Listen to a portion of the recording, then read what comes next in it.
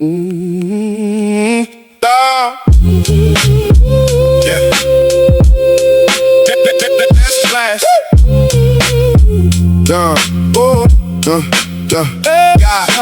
please forgive me of my sin. You are where I am because of the blessings. From the dirt to the grind. Now the Best Pest Podcast. It's real talk, that's what we do. Unstoppable, that's the proof. It's an obsession. Won't stop, can't stop. Best Pest Podcast. Best Pest Podcast. Robert and Josh, we on that. Love it or hate it, we not back. Best Podcast. Best Podcast. Robert and Josh with this podcast. I promise that we. Welcome back to Best Pest Podcast. I'm Robert. I'm Josh. And Go ahead, man. Today we're going to get into flea training, how to find, treat, and eliminate flea infestations. So, what's the most common fleas we have? Cat fleas. Cat fleas. Cat fleas are pretty common around. Yeah, they are. Dog fleas, cat fleas, but I think the cat fleas are the most common right now. Yeah, fleas go through a complete metamorphosis. So they go from egg, larva, pupa, and then adult. Yep. So I wonder how long it takes for them to go through that process. I'm not 100% sure, but I know it takes 10 to 14 days for them to hatch out of the egg. Yeah. I'm not 100% sure certain what it takes to get them to an adult. Seems fast. It does seem fast, especially when you're doing flea services. Yeah. Like, we've seen a few, and all right, be there next week. Sorry, my schedule's full. Yeah, Come in there and they're like, oh my God, they're terrible. Exactly. I don't know, but. So what's the most important thing for inspections when we're doing fleas? I look at, when I go on inspections, I'll check like pet bedding. It's kind of really hard to do an inspection on fleas. Check around the pet beddings, maybe backyard, pet runs, shaded areas. About the easiest thing to do is do that all. Yeah, unless they have like a major infestation, because when you walk into a major infestation, boom, they're just all over you. If they're getting one or two, I like to get a little glue board and put it on the carpet area and kind of ruffle it up, or set a couple around the house while I walk out in the backyard just to see. White sock special. Yeah. Put your hands on the ground. So that's why I like to wear these light colored pants on fleas, bed bugs, any insects get on you. Yeah, I wear khakis on mine, so you can definitely light khaki, so you can definitely see them. Yeah, they're kind of an inspection. The best thing to do is just do a walk through the house. You walk through the house, carpet areas and rooms, go in there, stand for a few minutes, walk back out, check your legs. You're probably gonna see fleas if you got an infestation. Yeah, and most of the time, if you're not really in the house and the dogs are still getting them and stuff, then more than likely the backyard's gonna be infested. Yeah, you walk the dog runs, the shaded areas. Yeah, exactly.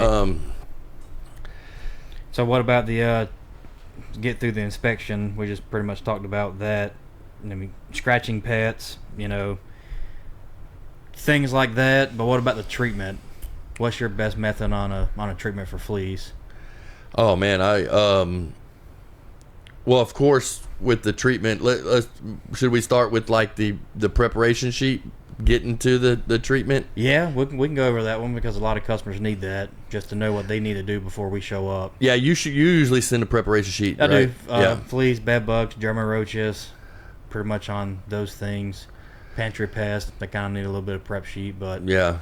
Fleas, I think it's very important with fleas that they know what to do, what to get off the floors, taking linen off their bed, making sure that they're out of the house, them and the humans and pets out of the house for pets. 4 hours when we come. I always tell them to get the dog treated the day we come do the service. At least, yes. Either the day before or a cat or whatever the day before, while where they're treating, go get their dog treated. I tell them vacuum too and cut the grass. Yep. Oh yeah, definitely cut the grass. Because I don't know if you guys know, but vibrations will hatch out flea eggs. Yep. So you want to make sure that you're hatching out as many flea eggs as possible before you go and treat. So vacuuming is vacuum or cutting the grass on the outside. And also, don't leave your vacuum bags inside your vacuum when you're done. Yeah, no, Make sure exactly. you discard all that stuff in the trash. Yeah. If you're not vacuuming up the eggs, then like you said, the vibration will hatch the eggs. So actually, after the treatment, it's very important to keep vacuuming. Yeah. But everything off the floors. We do have a product for like dog beds and stuff that we can treat the dog beds. So you can leave those in there. I think there's stuff you can actually treat the dog with. There's that Precor dog right? spray. Yeah. I offer it to our clients. Sometimes I'll be like, hey, do we have this where you can treat the dog as well? Yeah. It's going to cost an additional cost because you're purchasing it from us, but that stuff I heard it does really good. I usually just recommend just taking them to the vet, getting them on the pill, or and if you don't have the money to go to the vet, just give them a washing with some flea you can stuff. go to the ag stores, Tractor Supply, just a set of different places, and get those drops to go on, down their backs. Anything's going to help out. Yeah, it's definitely going to help, especially when we come to our treatment. I don't know how good those drops work, but if that's all you have the money for, then I would definitely do it. Flea collars. Yeah, for sure. So after the preparation, we send the preparation, we go do our inspection. Yep. Then we we come up with the treatment plan for the client, which is the same treatment plan. We're come in. This is what we're going to spray. Here's the prep sheet. Yep. So we need to get this. If you can get this done by tonight, then we can come do the treatment in the morning. Yep. Make sure all the linen's off the bed, like we just went over. Vacuum. Make sure everything is off the floors, because we're not going to be able to spray anything on the floors, right? Nope. And then once we come in and do our treatment, what products do you like to use? I use temperate, good IGR. It could be Teco. I think they have like Teco Pro, I believe. Nygaard. Just any good IGR, and definitely a good knockdown to kill adults. I'll use that. I'll use that Alpine bedbug and flea aerosol can. Yeah. I love that stuff. Great. Works really good. They have like Precor. I think it's called Precor. Yep. Aerosol cans. Gentrol. Yep, Gentrol. Which one's better for fleas, Gentrol or Precor? Precor. They're both. I think Precor's better. Good for the IGRs. Yeah, but. Yeah, that's what I treat mine with. What about you? Yeah, pretty much the same thing. I like to mix up with. I like temperate, and then an IGR, which I always use Teco. I haven't never had any problem with it. I do have some. We do have General Straw on our truck, so we'll mix. We'll sometimes switch out our IGRs, and then I like to use Exciter. I'll be honest with you. And then I come on top of that. I come back with the aerosol. Yeah. On the follow up. And I'll tell you, just the same day. Yeah. Try that one time. Yeah, I do. Because we've had really good luck doing that. You got your exciter in there that's contact, that's going to knock down everything. And then the reason too is because I can't spray none of the temperate stuff onto the couches or anything like that. But you can mainly when I come back with the aerosol, I'll be treating around the mattress areas on the beds if they're having issues. Furniture, dog dog beddings, and the furniture. The label list all that stuff on there. So yep. That's good. Really good thing to use. I remember one time when I worked over the road for a while, and I had called you with your old business to come treat my house for fleas. Yeah, I remember that. I'm like, bro, you've been in the industry for how long? Why are you not treating? But you were on the road. I was, well, I was on the road, and I came home, and then we left and went to Georgia and stayed like 2 weeks. And when we came back late at night, we walked in the house. It wasn't that bad. Walked in the living room, really didn't notice anything. But when we walked in our bedroom, for some reason, they have shorts on. Your legs turn black. Yeah. They were thousands of them. So that's when I found out that you had I think that's when I found out that you actually had a business at the time. Yeah, because I was like, are you going to come back and work for me? Remember, I was already texting you. Yeah. But he came in and treated my house. Let me tell you, it was a complete turnaround on that one. So whatever he used worked. Yeah, no, it was the same thing we were trained to use. I've used it. I still use it to this day. we'll get into some vacant apartments or something that has fleas or something, and honestly, just a can of that Alpine bedbug and fleas usually works when it's vacant. There's no host and things like that, and they're gonna rip the carpet out and then put new carpet in anyways. So I've heard, which I don't exactly know how true it is, but a vacant, empty home is harder to treat than with somebody in the house. Well, I heard that with bed bugs. I heard that with fleas. I don't know. We do them all the time. I think it's easier, in my opinion. When it's empty, you would think so. Yes, that's what I believe too. Because apartments are empty and we get rid of them pretty quick when we do. The only thing I can think of is maybe why it would be harder. I just heard because nobody's there vacuuming. Nobody's there. Yeah, moving floors vibrating, just vibrations in the house. What I heard on a vacant unit, or even like a vacant house, there's no vibrations in there, and those fleas that that could be in a crack and crevice where you can't get to. Yeah. Or maybe in a wall, who knows? But those vibrations, the fleas don't hatch out. Yeah. Well, most of the vacant ones we do, honestly, we get a call. They're like, "Hey, we just had to move out. They have fleas. Yeah. Can you come spray this carpet before we change it?" You know what I mean?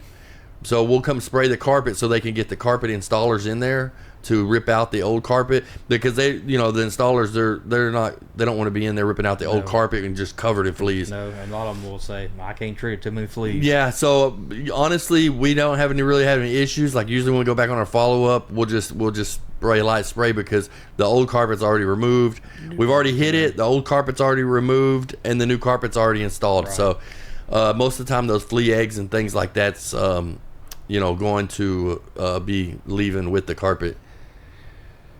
But I know bed bugs for sure are a lot. For me, they're a lot harder when it's vacant because they're getting into the light sockets. They don't have no host, so they're not moving around. I can see that. Yeah, for sure. But what about out in the backyard after they mow? I mean, mowing is most important. Please don't call us for a flea service when you have grass 2 foot tall because it's not penetrating into the soil where the fleas are coming from, right? Yeah, please. Not just us as professionals in the industry of pest control, but any company. If you guys are listening and you have flea issues, if you got a company to come out there, I hope they tell you to mow and vacuum. Yeah. But if they don't, mow and vacuum before they come, maybe an hour or two before they get there, which is reasonably about the best time to do it, about an hour before they show up. Because if they don't mention that one, you're going to have a hard time getting rid of them. So... yeah, just a heads up that if you have that issue, mow and vacuum before they get there if they don't mention it, because it's only benefiting you. So let's get into some in-depth things about fleas. What if the customer doesn't have animals and they have fleas? Because I do them all the time. I have one that on the ranch. Yeah. Which you've been out there before. Mm-hmm. Deer. Yeah, 100%. Deer. Wildlife. And rats. That place stayed. Every summer we were out there spraying like crazy. But it's just one of those things. If you're on a crawl space, this is kind of for technicians and people new in the industry, well, even homeowners. But if you're on a crawl space and you continue to get fleas in the house and you continue to spray or you continue to treat, you need to dust the crawl space. Yeah, definitely. 100%. Dust it, fog it, something. Because anything you can get under there is going to be better than nothing. Exactly. I've always used the Delta Dust or something like that underneath it with the little bazooka pump thing or even the handheld one. Yeah. Put your mask on, crawl up under there, and just dust start on one side and dust your way back out. Yeah, and you don't even really have to crawl too much. That dust goes. Oh yeah. Flies out of there. You got your most of your crawl spaces have crawl space ventilation vents. Yeah. So as soon as you start pumping that dust, let me tell you. Yeah, just make sure that the AC's off in the house, especially on those, because those drains are not drains, but those vents are usually in crawl spaces. They're coming out of the floor. Yeah. Not all of them, but some of them. And you don't want to get that dust into the house and things like that. You shouldn't no more than 25, 30 minutes. Leave the AC off for it to settle down. Yeah. I would say for sure. That's probably a good. And honestly, I've gotten the fogging machine, like when I know they're not going to be there. If they have an outside entry where you can open the little door to get under there, and I've set that fogging machine in there, started it up, and then just fogged underneath Try underneath to the get house. as many access points you can. Yep. No, 100%. Yeah, that's a good thing. Yeah, so the rodents is going to bring fleas. Of course, cat fleas and dog fleas are the most common, and then you got rodents that carry fleas. I'm sure raccoons, all of them, deer, everything carry fleas. So it's not it sounds crazy, but hey, I don't have any dogs, I don't have any pets, but I still got fleas. Yeah. And at that point, if you're a technician and you're out there, we should probably be looking for rodent entry points too. You know what I mean? Let's see where these fleas are coming from. Are they stray cats that are coming from the neighborhoods? Yeah, I mean, that could even be an upsell on, like, maybe bait stations out there. Exactly. Maybe exclusion work. Yep, exclusion work. Traps, snap traps or glue boards or whatever you want to do in the attic. Yeah. I mean, it's a good upsell point because you don't have any animals to carry a host, and you're That's like, right. oh, I've still got fleas everywhere. And, rather you've been there 4 times to treat it or not, doesn't matter. We did one the other day. They didn't have animals. Like it was vacant. They didn't have animals. It was for a property management place, and they were overran with rats. Like then they had fleas, and I bet. the guy called me. He was like, "Hey, I just went in there. We just cleaned this whole house. I didn't have fleas. These people just signed the lease. They went in there yesterday, and there's fleas everywhere." I hate the ones, not to interrupt you. No, you're good. I hate the property management that go, hey, we got fleas. How fast can you come here and treat it? Just say it's the 2nd of the month, and they're like, oh, we got people moving in on the 3rd tomorrow. Oh, no, they do that all the time, bro. Yeah, you might want to prolong them a little bit because they do it all the time. The apartments, the property management places, hotels, it doesn't matter. I mean, they do it. I need at least 30 days. I'm sorry. Well, yeah, at least 2 weeks, a week. Yeah. At least try to get the first follow up in or something. See how it looks after that. No, for sure. Yeah, and they do it all the time. But we went in there, and sure enough, there was fleas everywhere. And then we got to looking in the attic and stuff, and it was bad. I mean, the rats were bad. Also, dust the attic too. And possum. They had rats in the attic. They had possums in that attic. They had. I mean, it was a nightmare. And then we ended up, we finally, it was probably a month and a half we worked on this house. I mean, getting the rats out. We're pulling rats out, pulling possums out, and doing flea treatments. Jeez. Yeah. And then, they had those tile roofs, the old, like the Spanish looking style tile roofs. And on the bottom part, it has a little rubber thing to seal it off, but all that was gone. And we were going to do a exclusion work. I said, but there's no way. I mean, y'all need a roofer because it's just way too much. There's way too many holes that are getting in and things like that. So it was crazy. But we finally got it under control and haven't had a callback since. So that's good. Yeah. So what do you think the most important part of the whole flea treatment is?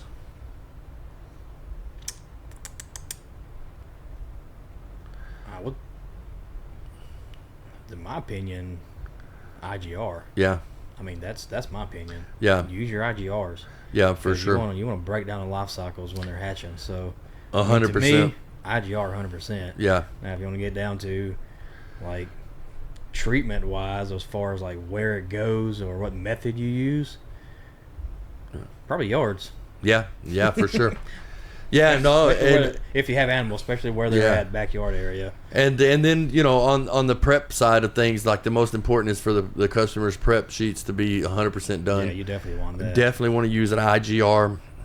Good knockdown. And a good residual.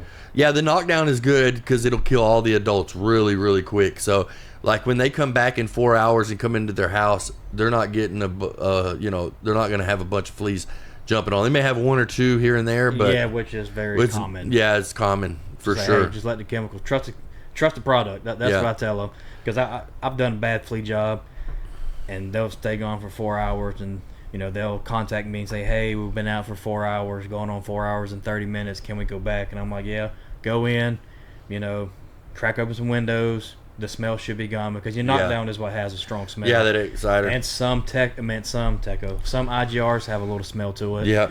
But just crack open the door up, make sure that things look dry because aerosol or spraying, broadcasting, whatever you got to do in there. just make sure it's dry, and then when they come in, crack some windows. If you still have a smell, just leave for another hour or so. Yeah. But yeah, most of the time. Yeah, and as a technician, what you should do too is like, hey, let them know. Say, hey, this is going to knock down a lot of the adults. This is how the treatment is going to work. We're going to use these products that we already named. We're going to treat the backyard. We're going to treat this. You've already got your prep sheets done. You did mow the backyard, so that's going to help more effective with your services. You may, once we get done here and you come back, you may still get one or two. Just let the chemical work, let the product work, and then we're going to schedule you in for 10 to 14 days from now. Within that, 10 around that 10-day mark or 14-day mark, you may get another burst of fleas. Yep. So let them know, be educational with them, because the eggs are hatching, but we do need you to continue vacuuming twice a day. If not twice, I know people are busy, at least once a day, just continue vacuuming. And then we come back on the follow-up, and whatever has hatched out, the products will kill. Yeah. Again, when we treat, you'll have to be gone for another 4 hours. Make sure the same prep is being done. We'll hit the backyard, the house areas, and then me personally, I usually schedule a third follow-up about 10 days after that, or I'll call, at least a call, and we're like, hey, how's it going? Have you still seen anything? If they're not, we'll say, okay, well, you got a 30-day warranty from today. If anything comes up within the next 30 days, let us know. Yep. If they are still seeing something, then we can still go out there and treat that area of concern. Yep. And then in the backyard, I know Orkin and them, they were like just dog runs is all they would treat. I actually take the spray rig or the backpack sprayer, and I spray the whole backyard. Yeah, especially. I mean, I definitely hit the dog runs super hard. Dog runs and shaded spots. Definitely hit those really but hard. I do hit, unless it's a massive yard. If it's massive, then I'm sorry. Yeah, unless y'all are paying for it, Yeah. And usually we put that in the quote if we know it's massive. a 1 acre backyard. Yeah, I mean, half an acre backyard. I mean, if you want us to spray it, we'll spray it. There's no doubt about it. It's just gonna cost a little more. It's gonna cost more, yeah. But most of the time, you just hit the dog run, shaded areas close to the house or anywhere around where the dogs are at. Yeah. A lot of dogs go over there and dig holes in the ground. That's a common sign there. Yeah, right there. There's spray the crap exactly. out of it. I mean, even like dog houses and stuff like that, there are products that you can spray in there on their bedding and things on the outside. So I don't know if not temper, but I don't know if demand, I haven't read the label on that, or Towelstar, you can spray the bedding or not. Usually what I'll do is, if it is a dog house, I'll still take that Alpine bed bug and flea aerosol. Yep. I'll spray Towelstar, or I'll spray Demand, or whatever I'm spraying on the outside in the yard, and then I'll take that aerosol and then spray that bedding on the outside as well. Yep. Inside of it, you can do it on the inside. Should be able to do it on the inside too. Yeah, no, for sure. Yeah, just broadcast it like. Yeah, I was just we just did one the other day. They had the little dog bed inside by their bed, right. And then on the outside on the back porch they had another little dog house and a dog bed in there. So you can use that aerosol in those areas too on the outside. Yeah, so pretty safe. Yeah, what do you think some of the most common mistakes that technicians make that's not like that's causing them to keep going follow-ups and stuff like that? Probably, it may not fall on a technician, but it will if it's not, if they're not told to, but untreated pets. If the technician gets there and he doesn't say anything about your pets, the homeowner's not going to know a difference. Yeah. You go in there and treat the house, and then you bring the pet back in there. Yes, that product is on the ground, so anything that on the jumping on and off the dog. But a flea could probably stay on the dog for a while as long as it's got a hose. It probably live on there for a while. Yeah. So it could be well after the treatment date or your 30-day warranty that most companies give you before another flea jumps back on the ground. Your product's not there no more because it's well after all your treatment range, and then bam, you got flea infestation again. So. Yeah, but in my opinion, it does fall back on the technician, because they should have told.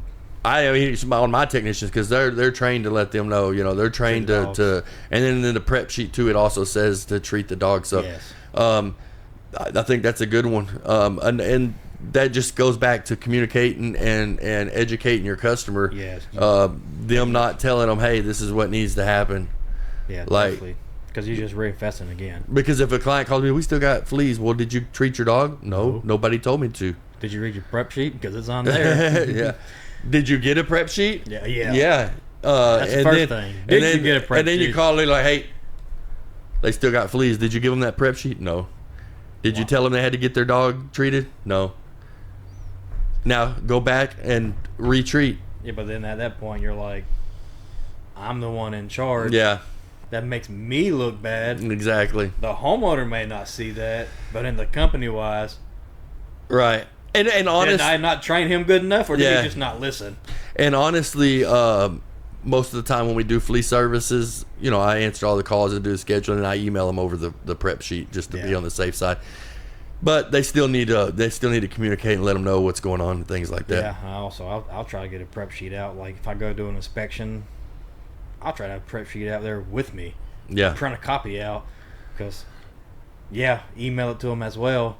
But what if they don't have an email address, or if they have one, they don't ever look at it? Yeah. So they're like, oh, well, I don't ever check that. Yeah. Well, I told you it was on there. Well, I just forgot about it. Here's your copy. It's in your hands. Yep. Yeah. Don't lose it. And read it and go over it, please. Yes, sir. So, good prep, the right chemicals, educating your customer, follow-ups. Yep. And communicating. Definitely follow-ups. Yeah.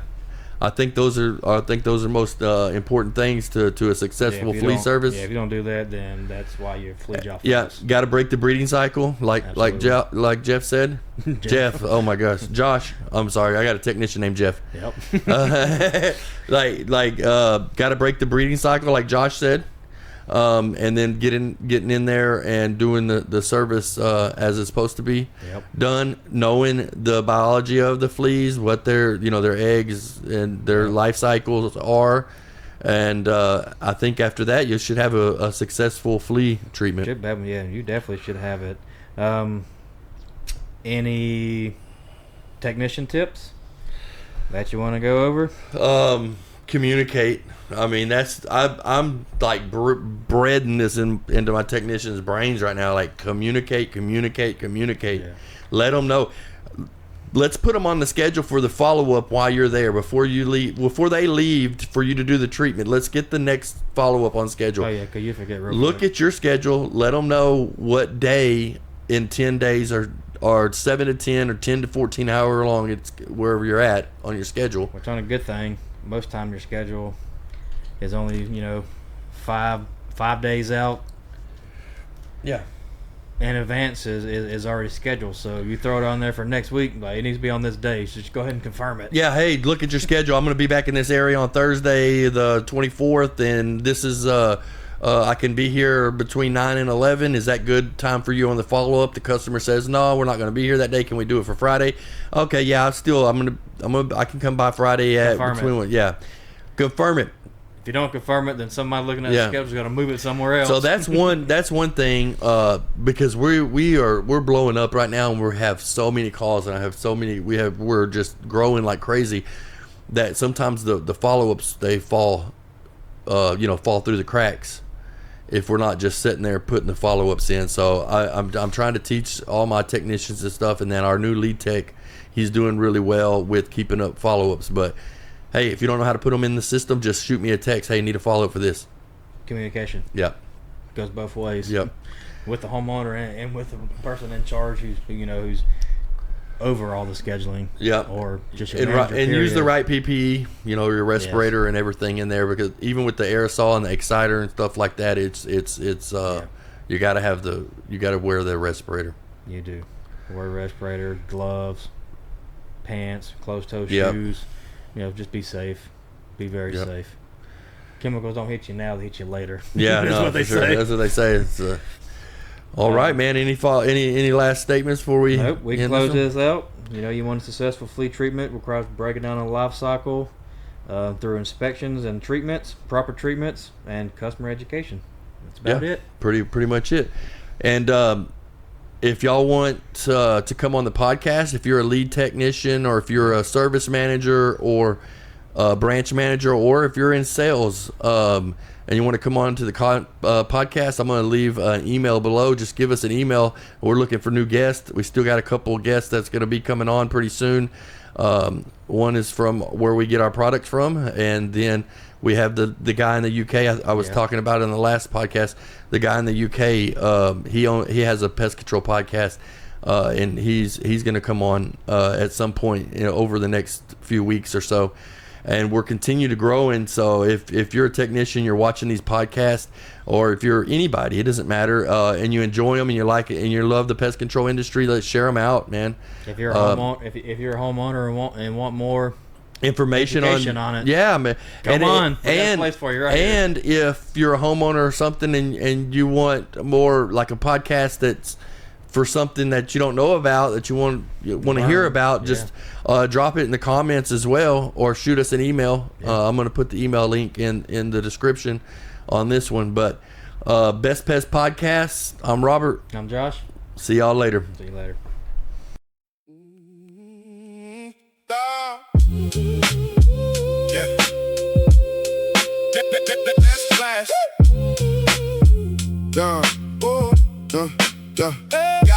God, please forgive me of my sin.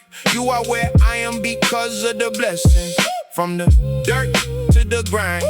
Now the Best Pest Podcast. Real talk, that's what we do. Unstoppable.